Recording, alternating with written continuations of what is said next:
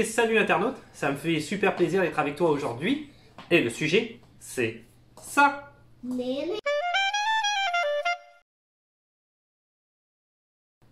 Alors aujourd'hui, une vidéo sur la chloroquine. C'est une vidéo qui me tient pas mal à cœur et je te le dis tout de suite, ça va être une vidéo qui est entièrement informative et absolument pas politique. Tout simplement parce que j'ai accès à certains éléments étant donné que ma conjointe est en recherche au département de la santé publique. Et puis en même temps, évidemment, je me suis aussi renseigné auprès de l'OMS, l'Organisation de la Santé mondiale, et l'INESSS, l'Institut national en santé et services sociaux ici au Québec, qui sont évidemment des valeurs sûres. Donc c'est simplement pour donner pas mal d'infos. Ça me tient vraiment à cœur d'en parler. Il n'y a pas de politique, on va donner juste des infos pertinentes pour savoir où est-ce qu'on s'en va exactement avec la chloroquine et ça commence tout de suite. Alors peut-être avant de parler de la chloroquine, on va revenir un petit peu sur l'histoire du coronavirus, comment ça s'est passé exactement. C'est quoi le coronavirus aussi exactement? Parce que c'est pas qu'une seule petite grippe ou un petit rhume comme la plupart des gens peuvent penser, et c'est seulement des gens qui vont être d'un certain âge, 70 ans et plus, qui sont fatalement les plus à risque. Oui, évidemment, c'est une grosse partie de la population qui est à risque, mais pas que. Donc le 11 mars 2020, l'OMS, l'Organisation mondiale de la santé, a déclaré que le Covid-19, le coronavirus, est devenu une pandémie mondiale. Alors le coronavirus, ça tout le monde le sait. Donc le coronavirus, je parle de la pandémie mondiale, hein, tu es au courant, on est tous confinés.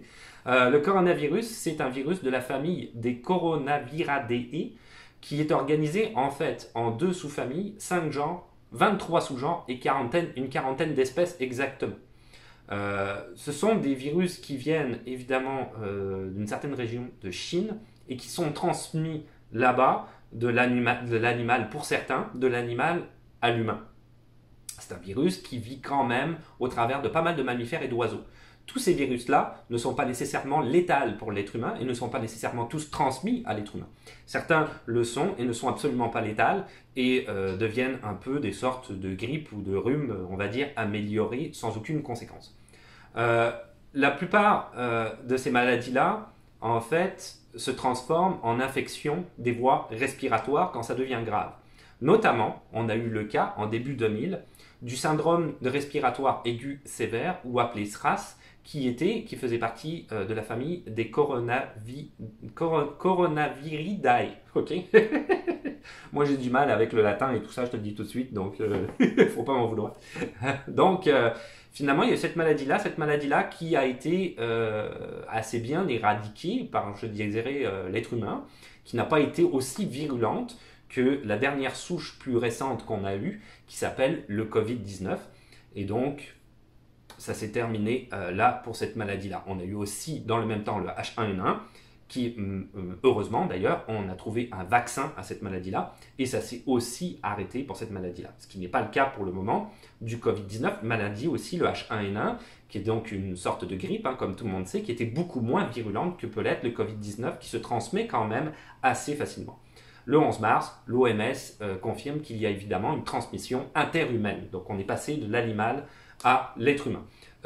Au niveau du Covid-19, les risques sont pas mal aggravés chez les personnes qui ont 70 ans et plus, ça tu le sais. Chez les personnes qui sont immunodéficientes, c'est-à-dire qui sont atteintes par exemple d'une maladie chronique comme le diabète ou qui sont en cancer, hein, des gens qui ont des cancers par exemple vont être immunodéficients également, atteints d'affections médicales aussi sous-jacentes.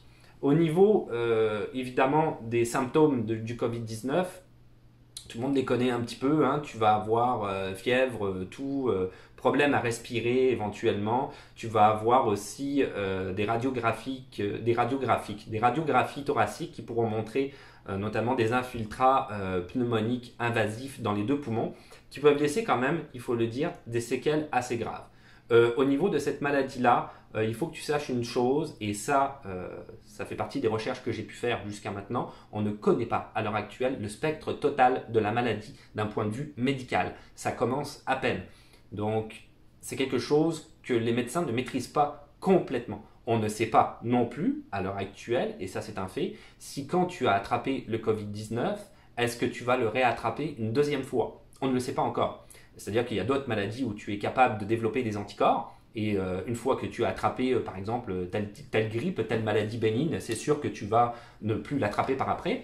Le Covid-19, ce n'est pas dit. Ce n'est pas dit non plus, une fois que tu en as guéri, si tu peux le transmettre à d'autres personnes. On ne le sait pas encore. Donc tout ça sont des choses sur lesquelles la médecine, à l'heure actuelle, au niveau mondial, est un petit peu en train de... Bon, voilà, on ne sait pas trop où est-ce qu'on va. On va. Donc le spectre de la maladie n'est pas connu à 100%. C'est quand même quelque chose qu'il faut garder en tête. On va rebondir, on va continuer sur le coronavirus et éventuellement la chloroquine. Donc comme je le disais, c'est une maladie dont on ne connaît pas le spectre totalement. Et d'ailleurs, en est la preuve, c'est que récemment, on a eu une jeune fille, tu le sais si tu es en France, de l'âge de 16 ans, qui en est décédée alors qu'elle n'avait aucun problème de maladie chronique ou quoi que ce soit. Et ici, en Amérique du Nord, une personne de 95 ans qui en a guéri sans aucun souci. C'est certain que ce sont des gens, comme les personnes âgées, qui sont plus à risque parce qu'un système immunitaire plus bas, mais on voit tout de suite que l'évolution de la maladie peut être compliquée. On ne sait pas encore non plus si le coronavirus va se transformer, car c'est un virus qui se transforme, et on ne sait pas s'il va avoir plusieurs transformations, et qu'on va avoir donc des difficultés à passer au travers. Alors, je voudrais démystifier tout de suite aussi deux idées. Première idée par rapport à la météo. J'ai lu un petit peu partout, j'ai vu un petit peu partout comme quoi, durant l'été, on allait avoir moins de coronavirus parce que le virus ne résistait pas à la chaleur. Il y a deux preuves qui disent que ça, c'est faux. Premièrement, le corps est à 37,5. Donc, s'il ne résistait pas à la chaleur, il ne résisterait pas, évidemment, à notre température corporelle. Ça, c'est un petit peu logique. La deuxième cause en est que, en fait, ce qu'on serait médicalement, et on n'a pas de preuve encore de ça, on soupçonne que le coronavirus pourrait, s'adapte à son univers comme une grippe, comme un virus de type grippal, mais on ne le sait pas si c'est le cas. Et si c'est le cas, on soupçonne qu'en fait, il va réagir de la même manière et que du coup, il aurait du mal à se propager en fait dans un environnement qui serait plus sec. Tout simplement parce que les mucus de nos narines vont s'assécher et vont être plus sèches et ses propensions à être beaucoup plus malades quand les mucus de nos narines deviennent plus secs, tout simplement. Donc, si tu as un air très sec, tu as plus de chances de tomber malade que si tu as un air beaucoup plus humide. Okay. Donc, est-ce que l'été va favoriser le fait qu'on va être moins malade, que l'épidémie va être moins importante au niveau du coronavirus? On ne le sait pas encore. Si l'été est ultra humide et que c'est caniculaire et très humide, sûrement pas. Et ça n'a rien à voir, du coup, avec la chaleur. C'est ça mon point. Et ça a à voir avec le taux d'humidité. Oui, effectivement, si le taux d'humidité est élevé, on sera peut-être plus malade, et si c'est un été sec, on le sera sûrement moins, et la courbe de l'épidémie va descendre, ce qui ne veut pas dire pour autant que le coronavirus sera battu complètement. Donc, on en est là par rapport à la météo, je voulais juste le préciser. Alors, la chloroquine et l'hydroxychloroquine, qui viennent miraculeusement, je te dirais, d'apparaître un petit peu partout dans les médias, mais qui sont des molécules qui sont là depuis vraiment longtemps et qu'on utilise et que tu peux même acheter en vente libre, et c'est là peut-être, je te dirais, le danger de pourquoi je veux faire cette vidéo-là. C'est pas un remède miracle, comme dirait le docteur Didier Raoult, je sais plus comment il s'appelle, qui a trouvé le remède miracle. Ce n'est pas ça. Ça, je te le dis clairement, c'est pas ça. On ne sait pas, en fait, encore exactement. Donc, c'est quoi, en fait? La chloroquine, c'est un alcaloïde, pour être plus précis, qui appartient au groupe des kinéloïdes.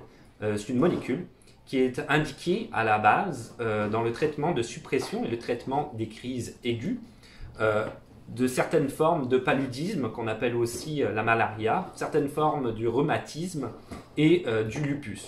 Les mécanismes exacts, on les utilise pour ça et c'est sûr que ça fonctionne, mais les mécanismes exacts pour lesquels elles exercent leur action immunomodulatrice dans ce que je viens de citer demeurent méconnus d'un point de vue médical. Tu verras que j'ai utilisé des termes et c'est fait exprès un vocabulaire précis parce que je veux être précis. S'il y a des gens qui m'écoutent, je veux absolument être précis et c'est des informations que je détiens voilà, de la santé publique et tout ça, donc c'est quand même pas mal, quoi, de l'OMS et tout ça.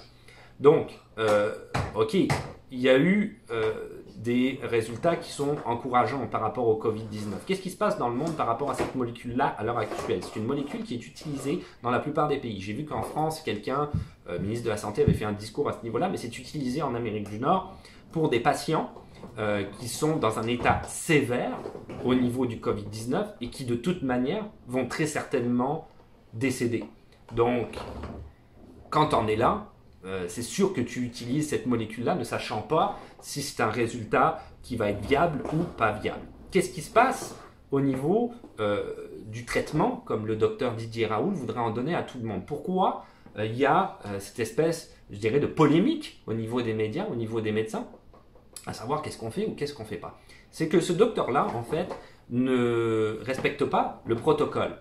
Donc, ça veut dire que cette molécule-là, peut-être qu'elle est bonne pour le Covid-19, mais peut-être qu'elle ne l'est pas. On ne le sait pas encore. Et les données qu'il a fait, les tests qu'il a fait sur les gens ne sont pas convaincants, parce que ça va prendre quand même un plus grand nombre de tests. Il faut que tu enlèves, dans ces tests-là, au niveau médical, toujours le facteur chance. C'est super important. Et le Covid-19 est une maladie aussi dont 80% des gens, il faut le dire, guérissent d'eux-mêmes de cette maladie-là.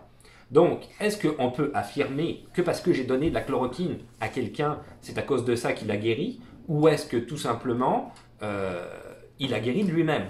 On ne pourra pas le savoir. C'est impossible à savoir pour le moment avec les traitements qu'on donne à l'heure actuelle. Donc, on ne peut pas venir à cette conclusion-là à laquelle lui il vient en disant que c'est absolument cette molécule-là qui, très clairement, guérit le Covid-19. On ne le sait pas encore. Ça demande des tests, ça demande plus de tests, ça demande un protocole plus avancé que le protocole que lui donne. Le facteur chance, comme je viens de le dire, il y est pour beaucoup. Du coup, facteur chance, je te dirais, d'auto-guérison, quelque part. On ne peut pas savoir si tu passes au travers ou si tu ne passes pas au travers de cette maladie-là. C'est ça le fond du problème, je te dirais, avec la chloroquine. Il faut que tu saches aussi une chose, c'est que la chloroquine avait été utilisée contre le SRAS et le H1N1. Mais le SRAS a disparu quand même, je te l'ai dit tout à l'heure, relativement rapidement, et le H1N1, on a trouvé un vaccin. Et on n'a pas eu assez d'études cliniques pour prouver que la chloroquine avait eu un effet majeur dans la guérison des patients. On ne le sait pas. Quant ce qui en est de l'étude chinoise, car effectivement, il y a eu a priori des études chinoises. Il y a deux choses par rapport à la Chine. C'est que d'abord, on ne connaît pas exactement le nombre de morts du Covid-19 en Chine. Les chiffres paraissent très peu. Et clairement, si on regarde le nombre de funérailles qu'il y a pu y avoir en Chine, par exemple, c'est bien plus nombreux que le chiffre qu'eux y ont donné. Et c'est un nombre qui est exponentiel, qui est énorme, qui est vraiment énorme, et qui a grandi de manière exponentielle. Donc on voit qu'il doit y avoir un rapport, très certainement, c'est une suspicion, entre le Covid-19 et ce grand nombre d'un seul coup qui a énormément augmenté de funérailles. On l'a vu aussi avec les arrêts de forfait de téléphone cellulaire. Hein. Donc, beaucoup de téléphones cellulaires, des millions qui se sont arrêtés d'un coup.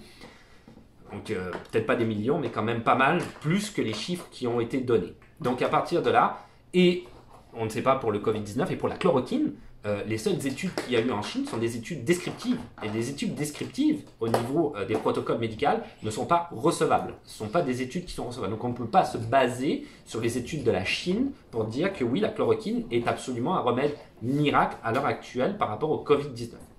Je vais continuer sur la chloroquine. Je rebondis là-dessus tout de suite. Des choses importantes à dire aussi. Alors la chloroquine, à l'heure actuelle, il faut te dire une chose, c'est que sur la chloroquine, si elle est donnée à des gens, elle a des effets secondaires qui peuvent être très graves. Donc c'est sûr que ça doit être donné par des cliniciens et ça doit être donné, je pense, pas mal au cas par cas avec un certain type de milligrammes. À l'heure actuelle, elle est donnée aussi avec l'azithromycine, je ne veux pas dire de bêtises, je vais l'écrire sûrement au montage quelque part. Toujours au cas par cas, ça c'est un antibiotique pour des maladies d'infection, par exemple de l'oreille moyenne, des infections respiratoires ou des infections cutanées. On voit que c'est en rapport. Les deux sont donnés ensemble pour les gens, comme je l'ai dit tout à l'heure, qui sont vraiment dans un état critique dont on ne sait pas encore si réellement ça a un résultat ou pas, un impact par rapport au Covid-19, mais dans le doute, de toute manière, rendu où est-ce qu'on en est, on veut sauver la personne et on essaye tout ce qu'on peut. Les effets secondaires de la chloroquine, ça peut amener à une très forte anémie. Ça, c'est une réduction quand même des globules rouges qui transportent ton oxygène au poumon. C'est quand même hyper intense. Des convulsions. Dans certains cas, ça peut même amener la perte de la vue, perte d'appétit, diarrhée et rash. Okay, ça, ce sont les effets secondaires.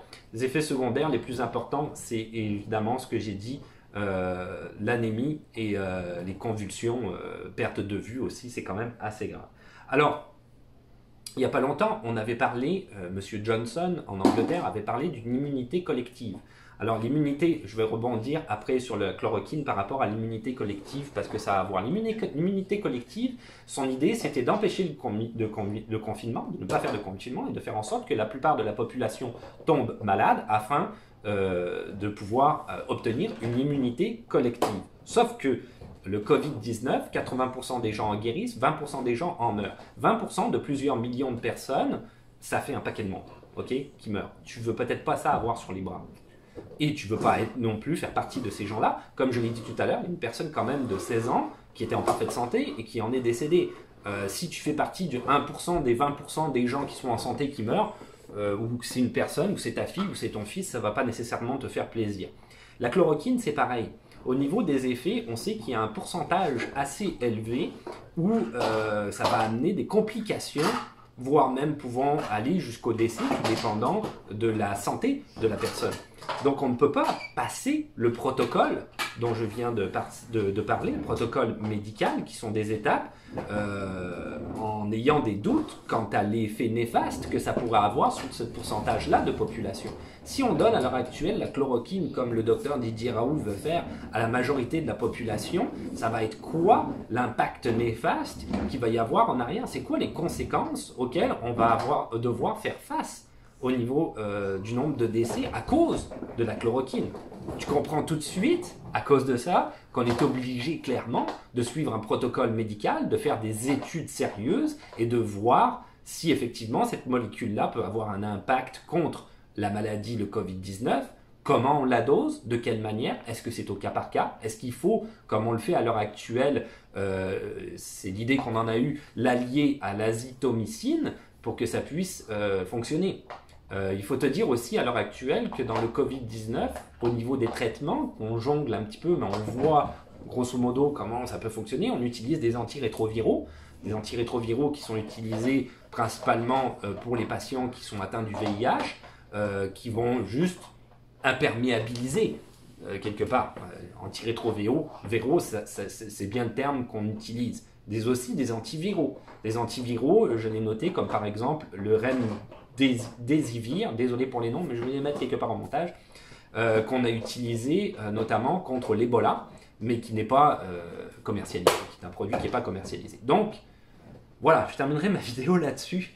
C'est une lourde vidéo pour moi, c'est une vidéo qui est pleine d'actualités et d'infos, notamment que j'ai pu regrouper grâce à ma conjointe, parce que nous, on est en plein dedans, et je voulais éviter que les gens fassent notamment des bêtises, parce que je sais que la chloroquine, j'ai du mal à dire chloroquine, je dis souvent chloroquine, mais c'est chloroquine, chloroquine, hydroxychloroquine, qui est une molécule qui est dérivée de la chloroquine, sont en vente libre, malheureusement. Je te dirais, et j'utilise bien le terme malheureusement à l'heure actuelle, parce qu'on ne sait pas c'est quoi les effets, on ne sait pas au niveau des milligrammes combien tu en prends. C'est que s'il y a des gens qui en prennent bien trop, c'est sûr que c'est en vente libre, donc j'imagine que le peu de milligrammes que tu vas prendre, si tu respectes la posologie, tu n'auras sûrement pas de problème. Mais s'il y a des gens, et il en existe partout dans le monde, tu le sais, des gens qui vont se dire je vais en prendre plein, comme ça je vais guérir plus vite, et qui finalement vont se retrouver dans des gros problèmes au niveau santé à cause de ça, c'est peut-être dommageable. Donc il faut faire attention, il faut faire très attention par rapport à ça. On est dans une actualité un petit peu pénible, je le sais, on voudrait sûrement trouver un remède miracle, on n'en a pas à l'heure actuelle. Il faut respecter la science, il faut respecter les médecins, il faut respecter les études de médecine, il faut attendre qu'on arrive à la fin de ces études-là et il faut être patient. Et pour ça, il faut être confiné. Voilà, c'est ça, je te dirais, la moralité à l'heure actuelle. Éviter de propager la maladie le plus qu'on peut. Respecter ce que disent les gouvernements. Un gouvernement ne prendra pas des décisions hâtives de cette manière-là. Surtout qu'un gouvernement, tu le sais, c'est toujours tourné plus ou moins vers l'économie. Un gouvernement, c'est quand même très égoïste par rapport à la population qui est en dessous. C'est un peu politique ce que je dis. Donc si un gouvernement décide de protéger sa nation, c'est parce qu'il sait que potentiellement, il peut y avoir des millions de morts dans sa nation à cause de ce virus-là, dont on ne connaît pas, comme je te le répète encore, le spectre total de la maladie, ni même si par la suite, il pourrait encore se transformer. On ne le sait pas. Beaucoup de choses qu'on ne sait pas. On fait confiance à la médecine, on attend et on ne fait pas de bêtises en attendant avec des surdoses de chloroquine. Ça va être mon point final. J'espère qu'on va passer au travers de cette pandémie comme tout le monde. J'essaye au maximum comme tout le monde de respecter les conditions sanitaires qui nous sont données. J'espère aussi que le docteur Didier Raoult a raison dans ce qu'il fait et qu'on va prouver que la chloroquine est réellement une bonne molécule. Mais mon point dans cette vidéo, c'est qu'on ne le sait pas. Donc tant qu'on ne le sait pas, peut-être que c'est pas la peine de tirer des conclusions hâtives. Pas la peine non plus de dire qu'il y a une conspiration chinoise, comme je le disais, quand on n'a aucune preuve de ça et que de toute façon le virus est dans leur nature là-bas, à l'état naturel et qui se transmet à l'homme de temps en temps. C'est comme ça, c'est des choses qui arrivent. Je pense pas qu'il y ait de complot, je pense pas qu'il y ait de conspiration, honnêtement, à n'importe quel niveau. Je pense que la Chine, honnêtement, quand tu vois ce qui est arrivé à partir de Wuhan, dans leur province, la merde dans laquelle ils ont été à cause du virus, je veux dire, ils ont quand même construit des hôpitaux en 2 semaines parce qu'ils ont été entièrement débordés par la maladie, ils ne l'ont pas contenu. Parce que nous, on a eu la chance, dans leur malheur, je te dirais, de voir comment ça s'est passé dans leur pays et d'essayer du coup d'avoir des conditions sanitaires peut-être plus importantes, notamment avec le confinement, pour éviter qu'il y ait un grand nombre de malades comme eux y ont pu avoir en Chine. Donc je pense pas qu'il y ait de complot honnêtement par rapport à ça. Tu tues pas ta nation juste pour faire un complot, c'est complètement ridicule. C'est mon point de vue. Voilà, j'espère que ça t'aura aidé, j'espère que ça t'aura aidé à y voir plus clair, j'espère que oui, effectivement, que la chloroquine est une bonne molécule, et si ça n'en est pas une, qu'on en trouvera une autre. Sur ce, c'est tout pour aujourd'hui. Si tu veux laisser un petit pouce bleu, parce que ça fait toujours plaisir, des questions, des suggestions ou des commentaires, je t'invite à laisser des commentaires, tu peux aussi laisser ton avis sur le sujet, mais bien sûr, moi j'essaie toujours d'en avoir un avis le plus informatif possible, je le répète, je le dis, et je le re-signe encore. On a le compte Instagram qui existe toujours, que tu peux toujours aller voir. Et puis, qu'est-ce qu'on se dit? À la revoyure. À la revoyure. Ciao. Ciao. Bye. Bye. Ouh, c'est bugué aujourd'hui.